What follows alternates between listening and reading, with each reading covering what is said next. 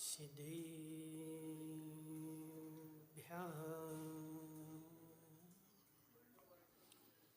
तज्जयति परं ज्योति समं समस्तैरनन्तपर्याय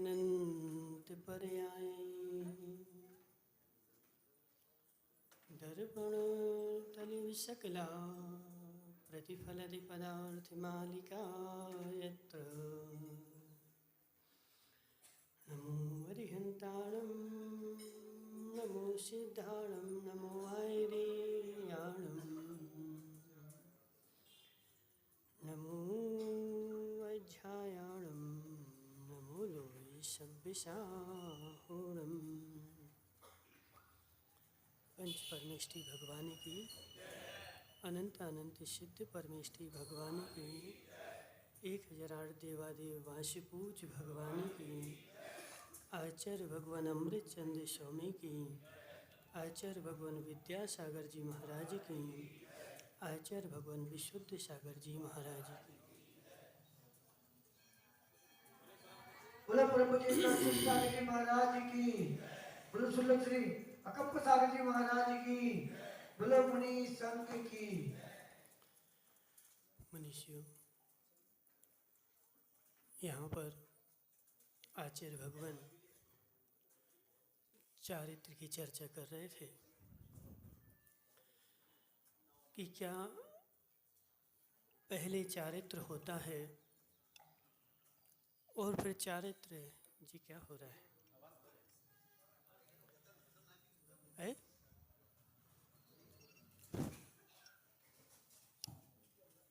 पहले चारित्र होता है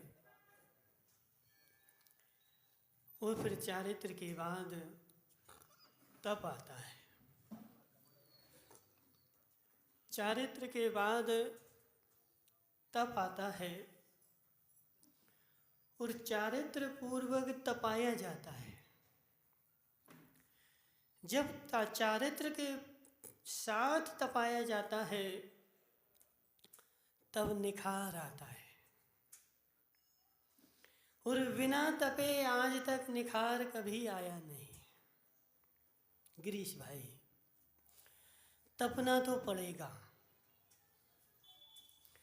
तपना तो पड़ेगा। अब तपना दो प्रकार का होता है। माताओं, रोटी बनाई कभी? रोटी है, रोटी बनाई कि नहीं बनाई? अब देखो, सेठ जी रोटी खाई कि नहीं है? कच्ची खाई कि सिकी हुई है? रोटी बनी लेकिन जब तक वह तपे नहीं तब तक मनसुखलाल जी वह खाने के योग्य नहीं। आटे से तो रोटी बन गई, लेकिन अब इसको सम्यक रूप से तपानी पड़ेगी। यदि तुमने इसको धुएं में तपाया तो वह काली हो जाएगी और सारी रोटी तुम्हारी नाश हो जाएगी। इसलिए यदि अच्छी अग्नि पर जितना ताव देना है उतने ही ताव पे तपाई जाएगी तो वह रोटी तुम्हारी फूल करके और तुम्हारे पेट को भी फुला देगी। और यदि कहीं उसको कम ज़्यादा देती, मनसुखलाल जी, व्यक्ति तपता है, एक तप की अग्नि में तपता है और एक कषायों की झुलस में तपता है। तपते सभी हैं, ऐसा संसार में कोई भी नहीं जो नहीं तपता हो। प्रत्येक व्यक्ति तपता है, प्रत्येक व्यक्ति तपता है। गिरीश भाई, अब तुम दिन भर क्या कर रहे? तो कषायों की आग में झुलस। दिन भर क्या चल रहा है? सुबह से शाम तक, शाम से रात तक और रात से सुबह तक क्या चल रहा है। कसाय की अग्नि लगी है मेरे अंदर में और वह कसाय की अग्नि मुझे झुलसा रही है। तो हे जीव, यदि वह कसाय की अग्नि अलग हो जाए तो तप की अग्नि लग जाए, और जब तू तप की अग्नि में तपेगा तभी तेरे में निखार आएगा। तो यहाँ पर आचार्य भगवान जो है चारित्र का वर्णन के साथ साथ तप का वर्णन चल रहा था। तप कितने प्रकार के हैं? कितने? 12, 6 और 6 वही रंग, ठीक है ना। अब अजित भाई लालावत, इन तपों में 2 भेद करने की आवश्यकता क्या पड़ गई? एक ही रहने देते। क्यों? 6 को अंतरंग नाम दे दिया और 6 को बहिरंग नाम दे दिया। अब इन 6 को 2 अंतरंग और बहिरंग नाम देने से का क्या प्रयोजन है? और अंदर वाले को दिखाओगे तो हे जीव, इतना अंतर है। एक अंतरंग तप और एक बहिरंग तप।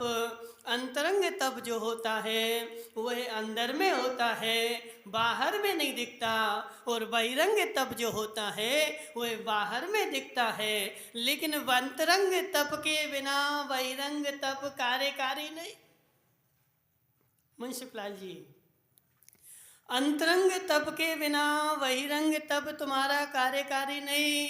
अंतरंग में भी तपे और बहिरंग में भी तपे तब तुम्हारा तप जो है कार्यकारी है। अब माताओं ने, समझो माता ने रोटी बनाई, तो रोटी बनाने के पहले क्या किया? उस तवे को तपाते कि नहीं तपाते? तपाते ना। तो अब एक काम करना, उस तवे को बिल्कुल एकदम लाल कर देना।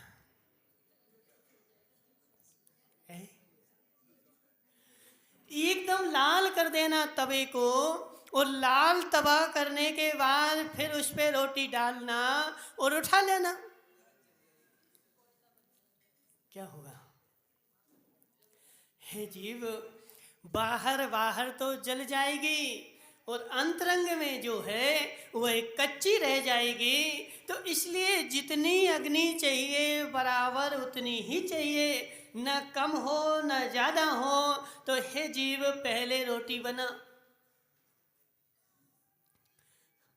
अरविंद कहावत, पहले रोटी बना और फिर उसको तपाना।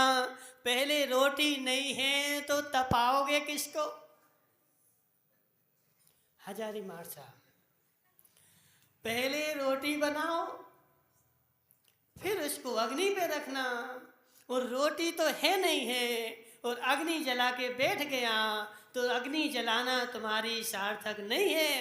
तो पहले चारित्र लाओ और फिर तप तपो। अजित भाई, पहले चारित्र लाओ और चारित्र के बाद फिर तप तपोगे तो वह तुम्हारी रोटी जो है ना, चारित्र रूपी रोटी सिक जाएगी। और बिना चारित्र के तप तपोगे तो वह अग्नि तुम्हारी किस काम की? तो एक अंतरंग तप और एक बहिरंग तप। संदीप गांधी, विषय जटिल है पर गौर से सुनना, ठीक है? एक अंतरंग तप, एक बहिरंग तप।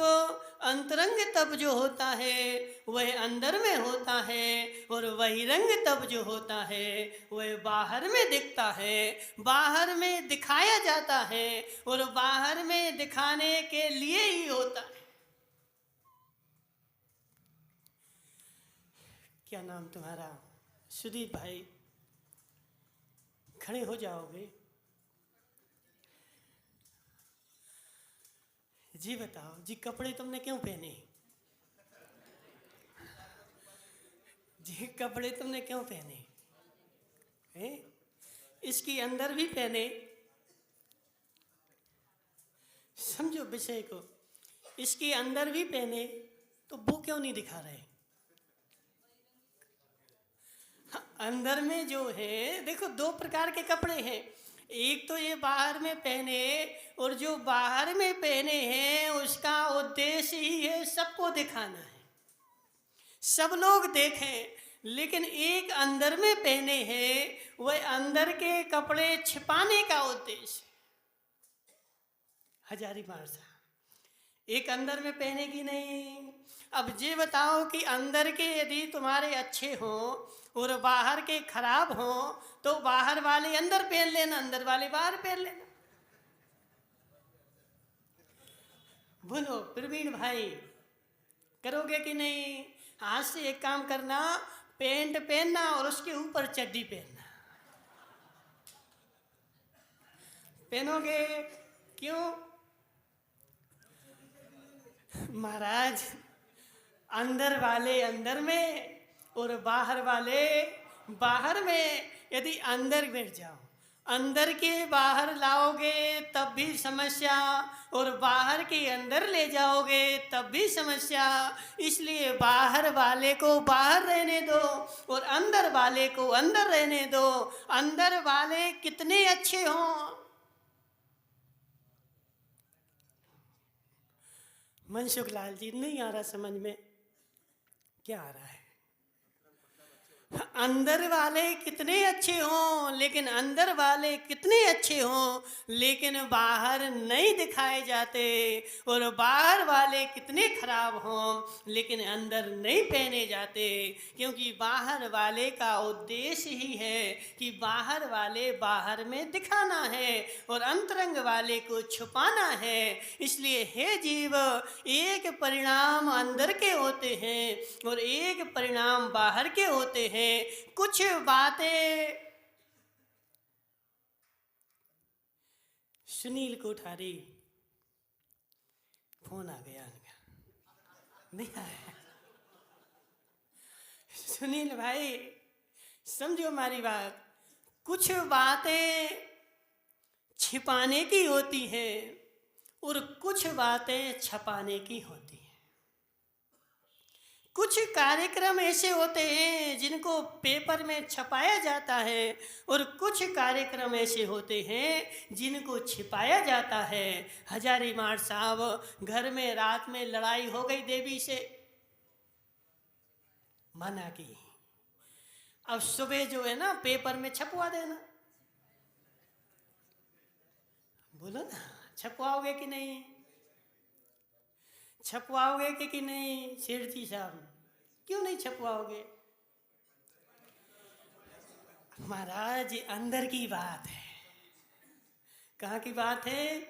अंदर की बात है, और इसको छिपाना पड़ता है, इसको छपाना नहीं पड़ता है। और कदाचित तुम्हारे यहाँ महाराज के आहार हो गए तो फिर इसको छपाना पड़ता है।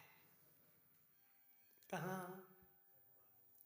पेपर में। क्यों छपाना पड़ता है?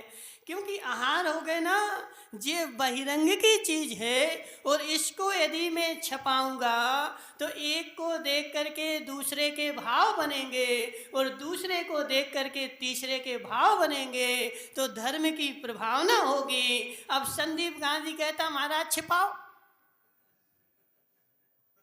हे जी, यह छिपाने की बात नहीं है, जी छपाने की बात है।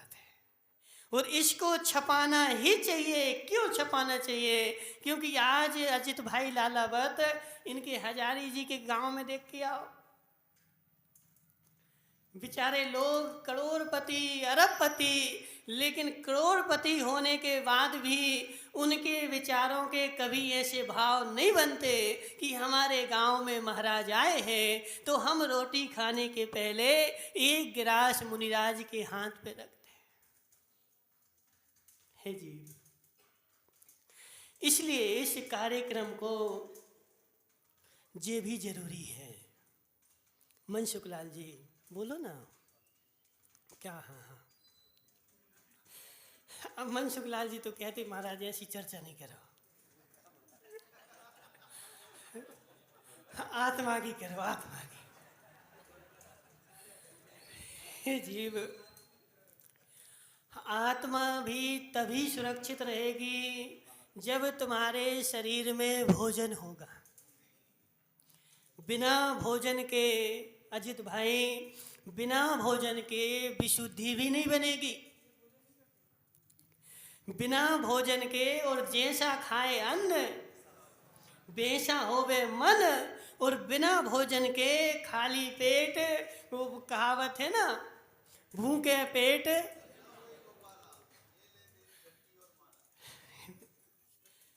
भूखे पेट ना होए भजन गोपाला, जा धरी घंटी और जा धरी माला। तो भूखे पेट भजन भी नहीं होगा। इसलिए हे जीव, आज के समय में इन चीज़ों का छपाने का भी बहुत बड़ा प्रयोजन है, क्योंकि आज की पीढ़ी जो है वह इस धर्म से विमुख होती जा रही है। जहाँ देखो अब हजारी मार साहब बोलेंगे महाराज हम चौका नहीं लगा सकते, हम तो वो वहाँ लग रहा ना, कहाँ भवन में लग रहा है, तो उसमें जाकर के दान दे देंगे, और उसमें देख जा कर के दान दे देंगे, और दान दे करके हम उसके फ्री हो जाएंगे। लेकिन हे हजारी मार साहब, समझ मेरी बात, यदि तू अपने घर पे लगाता है तो घर पे लगाने से क्या सुविधा है कि तेरे बच्चे देखते हैं, तेरी बहू देखती है, तुम्हारा पड़ोसी देखता है, और आज तुमने लगाया है तो कल पड़ोसी को लगाने के भाव होते हैं। और जब जैसे एक एक करके लगाता है, क्योंकि सबको आत्मा की बात समझ में नहीं आती। आत्मा की बात समझ में जो आती है वह जो प्रौढ़ हो चुका है उसी को समझ में आती है। लेकिन जो व्यक्ति आज तक धर्म से नहीं जुड़ा, सुदीप भाई, उसको जोड़ना कि नहीं जोड़ना? आज तक जो धर्म में नहीं आया, कभी नहीं जुड़ा, अब उसको भी जोड़ना आवश्यक है। तो वह कैसे जुड़ेगा? तो भगवान की पूजा से, आहार दान से। और आहार दान से देखो, संसार में ऐसा भी एक भी तुम्हारे घाटोल में ऐसा आदमी नहीं होगा जो आहार नहीं देना चाहता। हजारी भाई देखो, घाटोल में नहीं, संसार में कहीं भी चले जाओ, ऐसा कोई जैन समाज का आदमी नहीं मिलेगा जो आहार नहीं देना चाहता हो। लेकिन क्यों नहीं दे रहा है? क्योंकि उसके अंदर में डर बैठा है, भय बैठा है। यदि मैंने चौका लगाया, अब महाराज कैसे लगेगा, कैसे व्यवस्था करूँगा, कैसे क्या होगा? अब मार साहब, हजारी मार साहब को देखो जी, अजित भाई बैठे ना, अजित भाई देखो इनको, इनके घर पे ये यहाँ बैठे, इनकी देवी यहाँ बैठी, इनके घर पे अब भी महाराज चले जाएं तो अब भी चौका चालू है। हे जीव, अब तुम्हें तो चौका लगाना पड़ेगा, बर्तन भी लाने पड़ेंगे, सामान भी लाना पड़ेगा। कितना घोर कलयुग आ गया अरविंद भाई। हे जीव, एक चौका लगाता है उसको भी तीव्र पुण्य का बंध होता है। उसने भी धर्म की प्रभावना कर दी। एक को देख करके दूसरे के भाव बने, दूसरे को देख करके तीसरे के भाव बने। देखो, हम भी जब बचपन में थे ना अजित भाई, 20 साल तक तो गए नहीं, 20 साल तक तो गए नहीं। क्यों नहीं गए? भाव बार बार होते थे कि हम भी जाएं, महाराज को आहार दें, पूजन पाठ करें, अभिषेक करें। लेकिन जैसे ही मंदिर में पहुंचो तो कोई बेचारा डोकरा मिल जाता था। रहते ना डोकरा, सब जगह रहते हैं। तो कोई डोकरा मिल गया, अपन पहले दिन हिम्मत जुटा के तो गए, और पहले दिन कुछ गड़बड़ हो गई और उस डोकरे ने फटकार दिया। और जैसे ही उस डोकरे ने फटकारा तो अपन ने वहाँ से जाना बंद कर दिया। तो हे जीव, समझो मेरी बात। फिर अपन ने हिम्मत जुटाई, पहले एक बार आहार दिए डर डर के, और फिर दूसरी बार दिए, और फिर धीरे धीरे जब आहार देना प्रारंभ हुआ तो आहार देने का बिना भोजन नहीं पचता। तो एक बार जो जो व्यक्ति आज तक कभी धर्म से नहीं जुड़ा है, उसके लिए तो आहार देना भी धर्म प्रभावना का काम है, उसको जोड़ने का काम है। तो चौका लगाया तुमने, यह तुम्हारी बहिरंग परिणति। कौन सा है? बहिरंग है। और बहिरंग तप है, एक अंतरंग तप है, एक बहिरंग तप है। अब अंतरंग तप को क्या करना है? निमेश भाई पंडित जी, नहीं आ रहा समझ में? अंतरंग तप देखो, संसार में धम्मू भाई लड़ाई जितनी हो रही है, वो लड़ाई मात्र इतनी है कि एक बेचारा अंदर की चीज को दिखाता है, और अंदर की चीज को जब दिखाएगा तो लड़ाई अपने आप स्वाभाविक होगी। अंदर की चीज अंदर रखो, बाहर की चीज बाहर रखो, तीन काल में कभी भी कहीं लड़ाई है ही नहीं। रिंकेश भाई, कहीं लड़ाई है ही नहीं। लड़ाई तो मात्र इतनी है कि अंदर की चीज को देखो। संदीप भाई गांधी, अंदर की चीज को तुम बाहर लेके घूमते हो। आज तुम एक काम करो, कल प्रवचन में आना तो चड्डी जो है ना,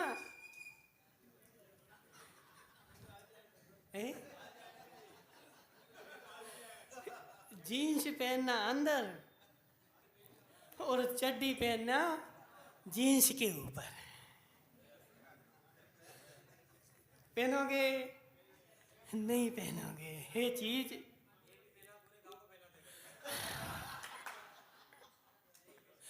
हे जीव, समझ मेरी बात। अंदर की वस्तु अंदर रखना, बहिरंग की वस्तु बाहर में दिखाना। जो चीज छपाने की है उसको छपाना, और जो चीज छिपाने की है उसको छिपाते रहना। तो अंतरंग तप को हमें छिपाना है और बहिरंग तप को छपाना है। इसका नाम है धर्म। अब हम बार बार क्या करते हैं? अंतरंग की वस्तु को बार बार दिखाते हैं, अंतरंग की वस्तु को बार बार दिखाते हैं। मनसुख लाल जी, जो निश्चय नए है ना, वो कहाँ का है? जो निश्चय नए है ना निमेश पंडित जी, वो कहाँ की वस्तु है? अंदर की वस्तु है।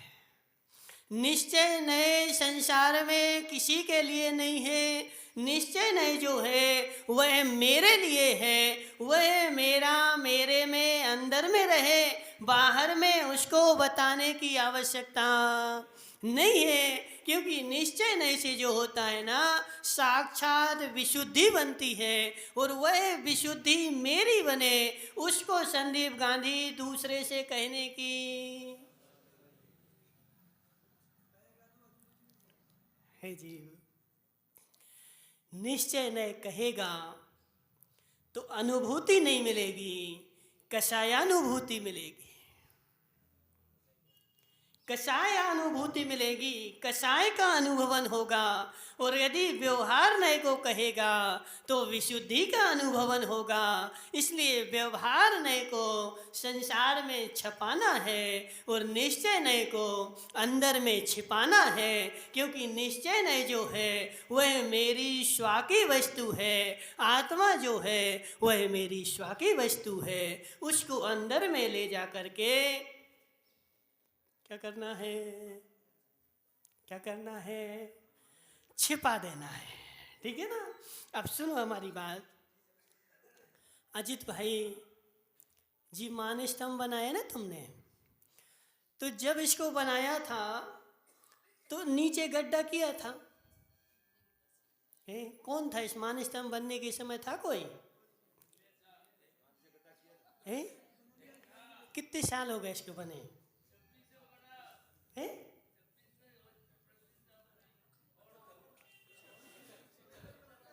76 में हुई थी ना? 70-72 में कौन था? 70-72 में बताओ। अच्छा जी, छगन मगन थे। अब बोलो, छगन मगन भाई सेठ जी थोड़ी होंगे, छोटे से थे ना।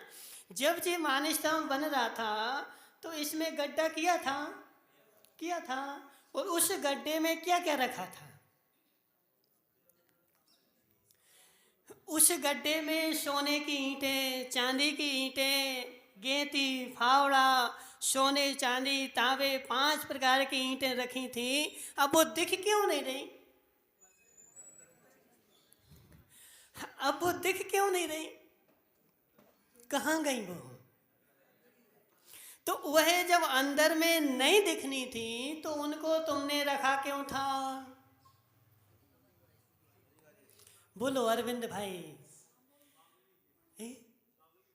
हे जीव, नहीं दिख रही लेकिन फिर भी रखना जरूरी था, क्योंकि वह मांगलिक वस्तु है और जो दिख रहा है वह उसके ऊपर टिका हुआ है, वह नींव है। और उसको यदि बार बार दिखाएगा तो यह मान स्तंभ जो है वह नीचे आ जाएगा। उसको दिखाना नहीं है, उसको नीचे छिपाना है, वह छिपाने की वस्तु है। और ऊपर जो मूर्ति रखी है वह दिखाने की वस्तु है, वह छपाने की वस्तु है। इसलिए अंतरंग में जो आत्मा का अनुभवन होता है, अंतरंग में जो एकांत एकत विभक्त चिद आत्मा का अनुभवन होता है, वह अंदर की वस्तु है। और उस अंदर की वस्तु के बाद जो व्यवहार में चारित्र होता है वह छपाने की वस्तु है।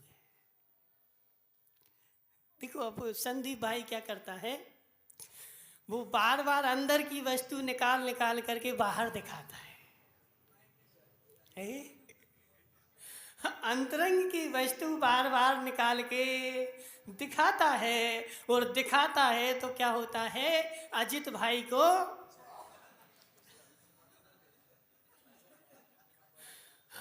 जीव अजित भाई को क्या होता है, क्रोध आता है। क्योंकि अंदर की वस्तु तुम निकाल निकाल के क्यों दिखा रहे बार बार? उसको अंदर में रखो और बाहर की जो है उसको दिखाता नहीं है, अंदर की दिखाता है। तो यह यहाँ पर गड़बड़ी हो जाती है। संदीप भाई, अंदर की अंदर रखो, बाहर की बाहर में दिखाओ। तो जो अंतरंग तप है, वह अंतरंग तप में अपन ने यहाँ पर बोला विनय, भैयावृत्ति, प्रायश्चित, उत्सर्ग, स्वाध्याय और ध्यान। ये 6 कौन से हैं? अंतरंग तप है। अब सबसे पहला तप आचार्य ने लिया यहाँ पर कौन सा? विनय। यदि तेरे अंदर में विनय नहीं है और तूने बहिरंग तप किया, अनशन किया, उपास किया, अब वो क्या करेगा? अजित भाई बोलो क्या करेगा? उसके अंदर में विनय नहीं थी, लेकिन वह अनशन करने तो बैठ गया, भोजन का त्याग तो कर दिया। अब बिना विनय के भोजन का त्याग करना तुम्हारा, बिना विनय के। प्रवीण भाई पारचौलिया, समझो मेरी बात। अब वो प्रवीण पारचौलिया को हमने पहले नियम दिया था कि स्वाध्याय करना, कितना किया बता? प्रवीण भाई कितना किया? महाराज 2-4 दिन तो किया और महाराज गए और पुस्तक वगैरह सब बांध के अलग रख दी। क्यों रख दी अलग? अलग क्यों रख दी? क्योंकि अंतरंग में जिनवाणी के प्रति विनय नहीं थी। और अंतरंग में जिनवाणी के प्रति विनय होगी, वह व्यक्ति, देखो मनसुख लाल जी, जिनवाणी को सिर पे रख के नाचेगा। अब मनसुख लाल जी से बोलो ना, जिनवाणी वाचन होने लगे तो मनसुख लाल जी का मन जो है वह नाचता है। कोई भी जिनवाणी पढ़ रहा हो और जैसे ही जिनवाणी शुरू होती है और मनसुख लाल जी के सामने यदि कोई बात करने बैठ जाए, है? क्या होगा बता? नहीं, बात तो कर ही नहीं सकते, तुरंत उसको जो है ना फटकार देंगे। तो हे जीव, ये जिन वाणी की विनय है, उसकी मेरे अंदर में विनय है। इसलिए जब विनय अंदर में होती है तो वही रंग में अभिनय सहन नहीं होती है, और अंदर में विनय नहीं होगी तो बाहर में बेचारा अपना काम सटाने का काम करेगा। हजारी लाल जी माठ साहब भगवान का अभिषेक करते हैं। अब भगवान के प्रति विनय है कि नहीं? अरविंद भाई उकावत, भगवान के प्रति विनय है कि नहीं? उनका मेरे अंदर में सम्मान है कि नहीं? और यदि भगवान का सम्मान तुम्हारे अंदर में है और भगवान की विनय के प्रति तुम भगवान का अभिषेक करते हो, तो फिर वह अभिषेक करने का भी तुम मर्यादा रखोगे, बाल्टी भर भर के नहीं ढोलोगे।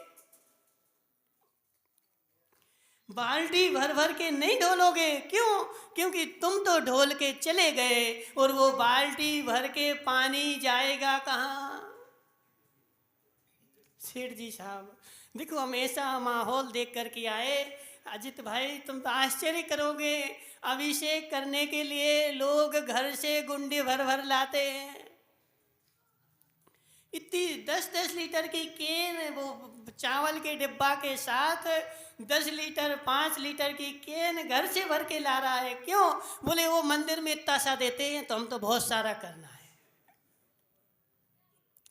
हे जीव, तो समझो बात को, तू तो 5 लीटर 10 लीटर की बाल्टी भर के लाया और पूरी ढोल के चला गया, लेकिन उस गंधोदक जो बन गया है वह इतना गंधोदक पूजनीय है कि उसको अपन क्या करते हैं? निर्मलम निर्मलीकरणम पवित्रम पाप नाशनम जिन गंधोदकम बंदे। उस गंधोदक जो है ना, भगवान के सिर पे ढला हुआ पानी, वह सुनील भाई कोठारी पूजनीय हो जाता है। जितनी पूजनीयता भगवान की है उतनी पूजनीयता उस पानी में भी है, और उसको हम माथे पर चढ़ाते हैं। और तू लाया बाल्टी भर के और भगवान के ऊपर ढाल गया। अब यह तो विवेक लगा कि वो पानी जा कहाँ रहा है। ढाल दिया हमने, और ढालने के बाद, अब ढालने के बाद क्या तुम्हारी कोई जिम्मेदारी नहीं है? अरविंद भाई देखो, ऐसा नहीं चलने देना। तुम समाज सुधार की कमेटी के अध्यक्ष हो तो ऐसा नियम ले लो। क्या? जब तक मैं अध्यक्ष हूं तब तक समाज को सुधार के रहूंगा।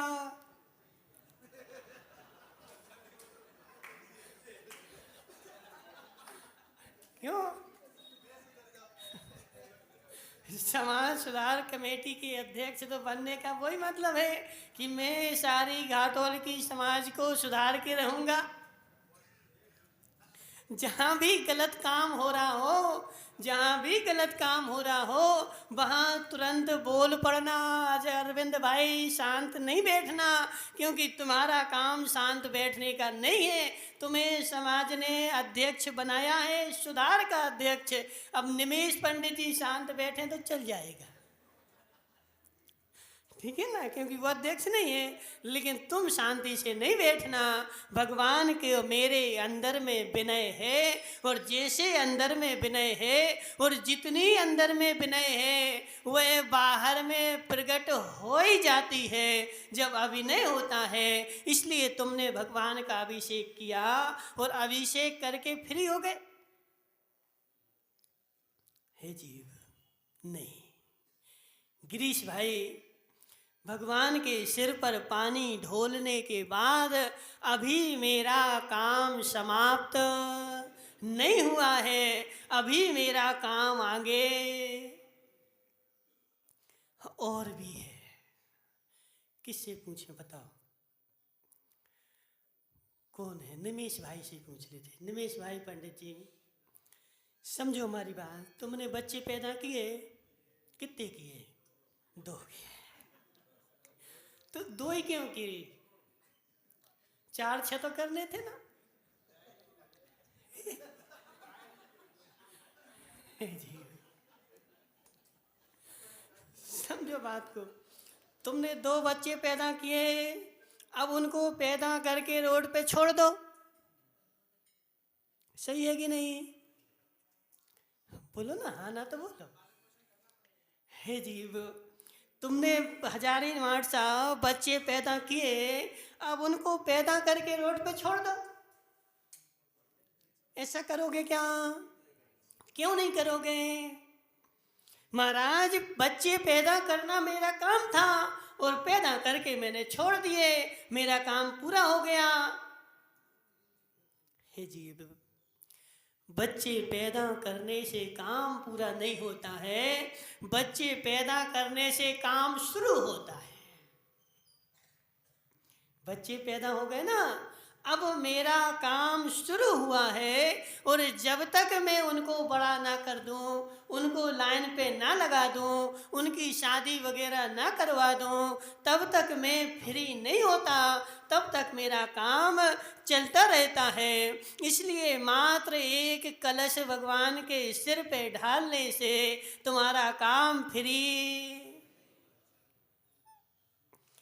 अब मैंने भगवान को ढाल तो दिया है, लेकिन भगवान का जो गंधोदक है, अब वो जा कहाँ रहा है, उसको कहाँ डालना है, उसकी व्यवस्था करनी है, भगवान का मार्जन भी मुझे करना है। ये सारी गतिविधि अभिषेक के अंतर्गत ही आती है। अभिषेक में मात्रता नहीं कि एक कलश लिया बस हो गएगा, इतना नहीं। कलश ढाला है तो मार्जन भी करो, और मार्जन किया है उस गंधोदक की व्यवस्था भी देखो, वह गंधोदक कहाँ जा रहा है, और जहाँ गंधोदक डाल रहे अरविंद भाई, वहाँ कीड़े तो नहीं पड़ गए, वहाँ जीवों की उत्पत्ति तो नहीं हो गई, और यदि उत्पत्ति हो रही है तो फिर तुम्हें समाज को सुधारना चाहिए। तुम समाज सुधार के अध्यक्ष, अब तुम समाज को सुधारो कि तुम अभिषेक कर रहे, और जहाँ गंधोदक जा रहा है तो वहाँ जीव पैदा हो रहे हैं। इसलिए उद्देश्य क्या होता है, छोटे से कलश से करो। अब अजित भाई, छोटे से करोगे तो कम पुण्य मिलेगा, ऐसे ही होगा कि नहीं? सुरेश पंडित जी से, वो राजू भाई डीजल वाले, छोटे से करोगे तो कम पुण्य मिलेगा, और बाल्टी भर के करोगे तो बहुत सारा मिलेगा, ऐसा ही है कि नहीं? और एक मूर्ति का करोगे तो कम मिलेगा, और मंदिर में जितनी है सब का करोगे तो बहुत सारा मिलेगा। हे जीव, ऐसा नहीं है, ठीक है? क्योंकि अभिषेक करना तो बहिरंग है, लेकिन अंतरंग में तुम्हारे अंदर उनके प्रति विनय कितनी है, और अंतरंग में विनय नहीं है। देखो, जो ऐसा काम करता ना, सुबह से आया है 5 भले से हर हर गंगे, हर हर गंगे ढालो, सब सारी मूर्ति, एक जितनी मंदिर में मूर्ति है ना, एक भी मूर्ति छूटनी नहीं चाहिए, सारी मूर्तियों के ऊपर गंगा जल ढार देंगे। लेकिन हे जीव, ढार तो देगा, लेकिन उस मूर्ति को तो देख बेचारे, उसके ऊपर काई जम गई, उसके ऊपर फ्लोराइड जम गई, सारी मूर्ति सफ़ेद हो गई, और उस मूर्ति को देख करके ऐसा लग रहा है जैसे कोई व्यंतर की मूर्ति हो, और वह मूर्ति का तूने स्वरूप ही बिगाड़ डाला, और बोल रहा है कि हमें तो अभिषेक करना है। हे जीव, यह अभिषेक नहीं है जी। क्या है जी? अभिषेक नहीं है जी, अभिषेक नहीं है जी। तेरे अंदर में प्रमाद है और तू अहंकार में भरा है, इसलिए बाल्टी भर भर के डाल रहा है, उससे तेरे कर्मों की निर्जरा है। उससे तेरी कर्मों की निर्जरा नहीं होने वाली। कर्मों की निर्जरा तो तभी होगी जब अंतरंग में विनय होगा, अंतरंग में भैया वृत्ति का गुण होगा, और अंतरंग में जिसके विनय होगा वह बहिरंग में उपसर्ग कर नहीं सकता। हजारीमार साहब, तुमने उनकी कहानी सुनी क्या? वो थे ना एक निर्विचिक संघ में, कौन प्रसिद्ध हुआ? उद्याय राजा। उद्याय राजा ने क्या किया? मुनिराज के लिए चौका लगाया, और मुनिराज ऐसे पहुंच गए कि वह बीमार थे, और उसने मुनिराज से पूछा कि दवाई क्या है, तो मुनिराज ने ऐसी दवाई बताई कि एक मिलती है दक्षिण में, तो एक मिलती है पश्चिम में, एक मिलती है पूरब में, और एक मिलती है उत्तर में। क्योंकि वो मुनिराज नहीं थे जो उनके पास गए थे, कौन था? देव था। और वह देव उन मुनिराज की परीक्षा नहीं, राजा की परीक्षा करने के लिए मुनि बन के आ गया, और उनकी परीक्षा ले रहा है। और उसने ऐसी सामग्री बताई कि देश के चारों कोनों में मिलती है, लेकिन राजा के अंदर में विनय थी, मुनिराज के प्रति सम्मान था, और वह चारों दिशाओं से उसने सामग्री मंगवा करके और मुनिराज को आहार में दी। लेकिन वह मुनि तो थे नहीं, उन्होंने पूरा खूब भोजन किया और सारा का सारा उन्हीं के ऊपर बमन कर दिया। अब क्या करोगे मुकेश गांधी? अब क्या करोगे? अब इन महाराज का चौका नहीं लगाएंगे, ये बीमार है ना, उल्टी हो गई इनको, सारा घर खराब कर दिया, अब नहीं हम लगाएंगे। ऐसे ही करोगे कि नहीं? हे जीव, ऐसी जिसकी परिणति बन रही है वह मात्र बाहर में कर रहा है, उसके अंतरंग में विनय नहीं है, भैया वृत्ति का गुण नहीं है। वह राजा विनय गुण से कूट कूट के भरा था। जैसे मुनिराज को बमन हुआ, मुनिराज से कुछ नहीं बोला, वह अपने आप को कोसने लगा कि मैं कितना पापी हूँ, मैं कितना अज्ञानी हूँ, मैंने मुनिराज को विपरीत आहार दे दिया, और विपरीत आहार देने के कारण मुनिराज को बमन हो गया, यह मैं दुष्ट हूँ। मुनिराज से नहीं बोला, अपने आप को कोस रहा है कि मैं दुष्ट हूँ, और सारी बमन जो था अपने हाथों से नौकर को नहीं, किससे किया? स्वयं देखो,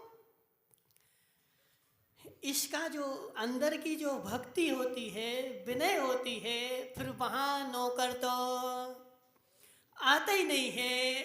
बड़े बड़े आचार्य विद्यासागर महाराज ने जब ज्ञान सागर की समाधि हुई तो उनका खकार, अपना उनका मूत्र, उनका मल अपने हाथों से फेंका। हे जीव, अपने गुरु के प्रति ऐसा बहुमान था, अपने गुरु के प्रति सम्मान था, उनके प्रति अंतरंग में विनय थी, और अंतरंग में विनय थी तो जब अंतरंग में विनय होगी, उस राजा ने सारा बमन, और उस बमन में, क्योंकि वो देव था ना, मनुष्य तो था नहीं, देव था, तो उसने जो बमन किया था उसमें ऐसी गंध आ रही थी कि सारे नगर के लोग भाग जाएं। लेकिन सारी बमन को दबा करके उसने अपने हाथों से सारी बमन साफ करी, मुनिराज का शरीर साफ किया, और फिर मुनिराज से क्षमा याचना करी कि हे महाराज, हमें क्षमा कर दो। गलती तो महाराज ने करी, हम क्यों क्षमा मांगे? सही है कि नहीं निमेश भाई? उल्टी किसको हुई? महाराज को। तो महाराज को क्षमा मांगनी चाहिए, महाराज को क्षमा मांगनी चाहिए। लेकिन हे जीव, जब विनय होता है, जहां विनय होता है तो निज के ही दोष दिखते हैं, पर के दोष नहीं देखते हैं, और जब विनय नहीं होता है तो पर में ही दोष दिखते हैं और स्वयं में गुण ही गुण दिखते हैं। अभी बहुत सारी जगह हम गए ना, हमारे अभी यहाँ 2 अंतराय हो गए, 2 कहाँ, पिछले गांव में। अब वो बेचारे क्या बोल रहे हैं, बोले महाराज तो अंतराय कर लेते, कुछ होता है नहीं, वो तो कर लेते हैं। महाराज को तो देखते ही नहीं है, वो तो अंतराय कर लेते हैं, कुछ होता नहीं है।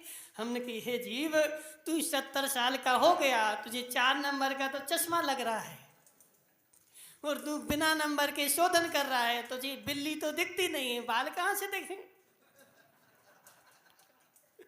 तुझे सामने देखो, सामने रखा हुआ पाटा तो दिख नहीं रहा है, तू पाटे के ऊपर गिर पड़ रहा है और तू बाल का शोधन कर रहा है। बोले कुछ नहीं है, कुछ नहीं है। हे जीव, जब सम्मान होता है, विनय होती है, तो मुनिराज के ऊपर शंका, कोई मुनिराज को शौक थोड़ी है अंतराय करने का। अरविंद भाई शौक है क्या? और यदि ऐसा शौक होता तो आहार करने जाते ही क्यों? अपने उपास करके बैठते ना शांति से, जब कुछ कारण दिखेगा तभी करेंगे। तो ऐसा कहने का आशय क्या है कि यदि मेरे अंतरंग में विनय नाम का तप है, विनय नाम का अंतरंग तप है, तो फिर विनय नाम का जब अंतरंग तप होगा तो फिर मुझे गुण ही गुण दिखेंगे। और विनय नहीं है मनसुखलाल जी, विनय नहीं है, और तुम 50 उपास करके बैठ जाओ, मोक्ष जाओगे? मोक्ष जाओगे? नहीं जाओगे। ठीक है, तो एक अंतरंग होता है, एक बहिरंग होता है। अंतरंग को अंदर रखना पड़ता है और बहिरंग को दिखाना पड़ता है। बहिरंग को नहीं दिखाओगे तब भी पाप का बंध होगा, और अंतरंग को दिखाओगे तो भी पाप का बंध होगा। चंदन भाई क्या समझा?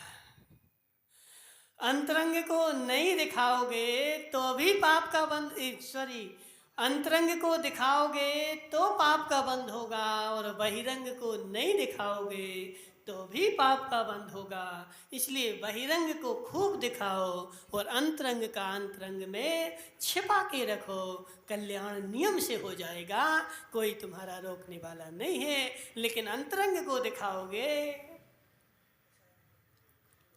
क्या होगा? क्या होगा? मनसुखलाल जी, देखो मनसुखलाल जी तो खूब अच्छे पंडित बन गए।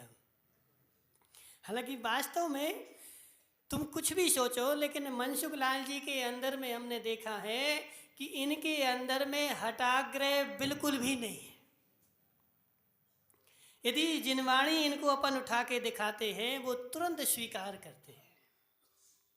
जिनवाणी में कोई भी बात मनसुखलाल जी को दिखा दो, वो तुरंत स्वीकार करते। महाराज जिनवाणी में लिखा है ना, हमें विश्वास है और ऐसे ही है। उनको जिनवाणी के प्रति विनय है, और जिसको जिनवाणी के प्रति विनय होगी वह निकट भव में मोक्ष नहीं जाए। ऐसा संभव ही नहीं है। एक ग्वाला कुंद कुंद बन गया, क्यों? मनसुखलाल जी क्यों? जिनवाणी के प्रति विनय थी, और उसको आता कुछ भी नहीं था, लेकिन जिनवाणी के प्रति विनय थी, तो विनय के कारण उसने उस जिनवाणी को मुनिराज को दे दिया, और अगले भाव में कुंद कुंद बन करके, और अब अगले भाव में आकर के और मोक्ष चले जाएंगे। तो जिसके अंदर में विनय है उसके बहिरंग में सारे गुण प्रकट होंगे, और अंतरंग में विनय नहीं है।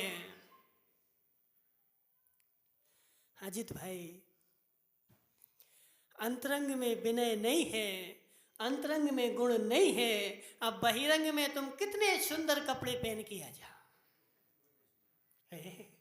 देखो बहुत सारे लोग ऐसे आते ना, बेचारे बिल्कुल ऐसे कपड़े पहन के आ जाएंगे और फिर वो लगेंगे बंदर जैसे।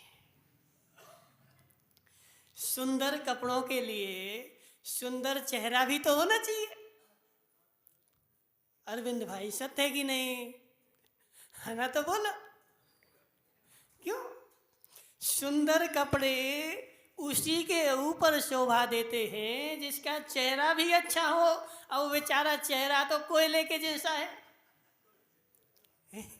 और बढ़िया चमक वाले कपड़े पहन रहा है तो वो कपड़े ही चमक रहे और उसका चेहरा जो है फीका पड़ रहा है। तो और बेचारा बंदर के बोलते ना, लंगूर की दुम पे अंगूर की बेल, ठीक है ना। तो फिर वो स्थिति ऐसी होती है।